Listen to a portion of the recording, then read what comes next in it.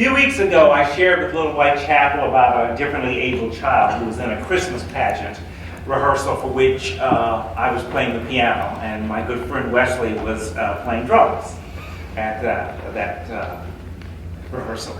Some of you remember the story that during the rehearsal, when the other children were singing a lullaby for the baby Jesus, she decided to do jumping jacks. During this season where peace means peace for all people exactly as God made them, the other children just kept singing and the energetic little girl just kept being herself. What a microcosm for God's peaceable kingdom, I thought. Nobody being dismissed or put out, a place for everybody. So the night of the actual performance came and the parents showed up with grandparents and aunts and uncles and friends. The children had been rehearsed to within an inch of their lives. There was a kind of tension in the air that adults attach to such a production. You want the children to do well. You want the band to play well. And maybe just this one time, that sweet little differently abled darling wouldn't draw too much attention to herself. Oh, she's all right. She's all right the way God made her. But just this once, maybe God will make her a little bit more like the other children. A little more quiet, a little more normal. We are so human, constantly casting God in our own image. Well, the play started off well. The children sang their songs and performed their parts to perfection. Even the differently abled girl who only had 2 lines said the lines right on cue and got applause from all the people who knew her and loved her. When the lights lowered and the children sang the lullaby to Mary and Joseph, the little girl was as calm as she could possibly be. And after the children had finished singing the soft lullaby, the narrator said in an equally hushed voice, "That night, the baby Jesus was born." And in that quiet moment, the differently abled child stood right up and said rather loudly, "But what about me?"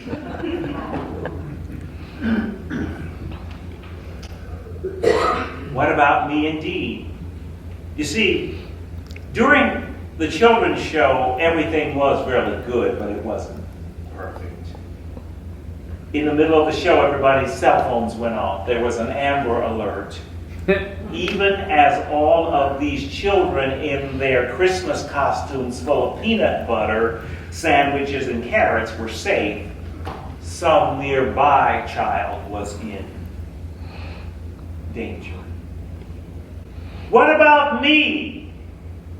Even as children near Little White Chapel are safe in their homes, probably unable to sleep because they are so excited about what is under the tree for them, there are some children also not too far from here who are going to bed without enough to eat. There are some children for whom sunrise will signify just another day of inappropriate living and even abuse if they live to see it. There are children in juvenile hall about 10 miles from here, but they may as well be 2,010 miles from here because few will make the journey to see them. It's Christmas, but they are forgotten. What about me? As we celebrate the convergence of Christmas and this first night of Hanukkah and Kwanzaa with our gift giving and our carols and our tokens of love, and we should celebrate, there are some mothers, daughters, and sons who are not only sick and hungry, but are wandering the earth displaced from their countries because dictators are engaged in ethnic purging. Governments who try to fix things, decreeing a right and a wrong, an amendment and a law, but they have yet to get it right. They have never gotten it right. They only control crowds. What about me? 2,000 years ago, God grieved that the law wasn't fixing anything. 2,000 years ago, God said, get out of your heads. Come out of your ivory towers. Leave your halls of power. Come with me outside of the law, outside the law to a place where animals are huddled together to keep each other warm. And let me show you outside the law what love for all really looks like. God said, the barn where I am taking you will never have a plaque on it. It will never be a tourist attraction where you have to pay big bucks to gain entrance. It will never boast a big souvenir shop because nobody really knows where it is. But it at the same time exists for all time as the thin place in the cosmos where heaven and earth open up to each other. You see, in this barn, in this manger, on a bed of hay, love is born. And no child on earth, living or dead, is ever left out or turned away. So if you are willing to travel not by plane, but by way of your heart to this thin place in the cosmos through which love and all of the power of God flows from between heaven right to earth, this stable with a manger with its animals lowing and differently able children doing as they will, you can journey anywhere in your existence, in or outside of legality, that you wish to go. Do you aspire to something? Anything? Then go by way of this love rather than fear, and aspire as never before. Sing, dance, dream, do jumping jacks. Wear what you want to. And do you wish to go backward and revisit something that you wish you could do over? Something that you wish hadn't ended the way it had? Some broken relationship that you wish had gone down differently? With someone living or dead? You can, you know. In your heart, beyond the law, out there, you know, where love lives. Journey to it, but realize this. You cannot travel back to that place that you so want to fix in the same way you left it, with the same old ideas. There is a right and there is a wrong. That won't get you there. Why? Because God's love, born in a manger, perfectly formed, now living in your heart, persuades you that your entire perspective be changed. Because the birth of this baby, all is forgiven, all is wiped away.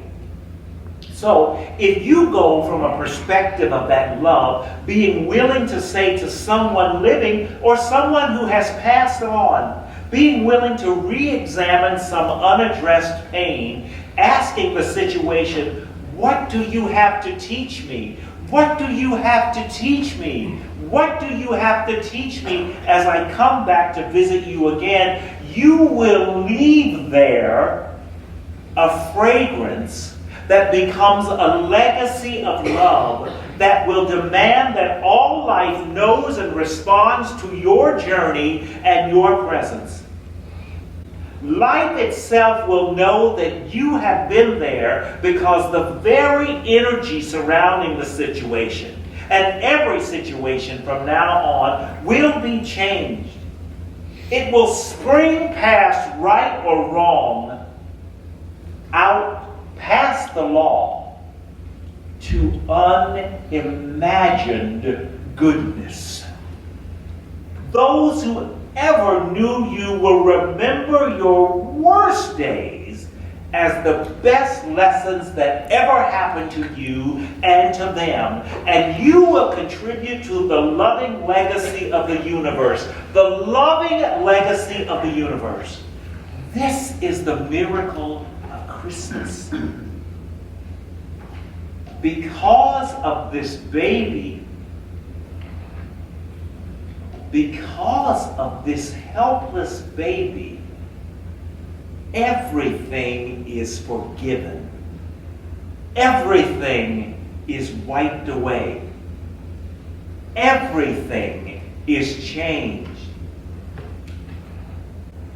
And we, if we have the courage to go past the law out into the lawlessness of love, if we have the courage to go out there, we are invited to change also.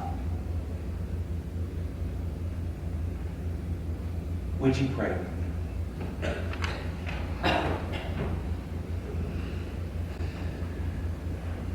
God, as we prepare to dim the lights and light our candles, signifying your presence,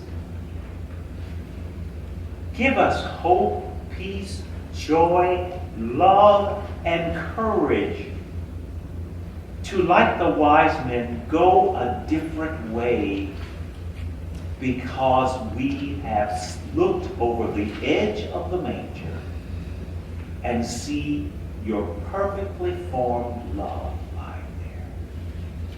Give us the courage to get out of our heads.